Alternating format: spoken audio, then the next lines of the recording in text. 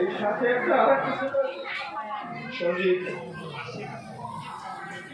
আমরা একসাথে বাড়ি থেকে বেরিয়েছি, 15 দিন, 1 মাস, 1.5 মাস, 2 মাস পর বাড়িতে এসেছি শুধু ঠাকুরের নাম প্রচারের জন্য, সাধুসঙ্গ করার জন্য।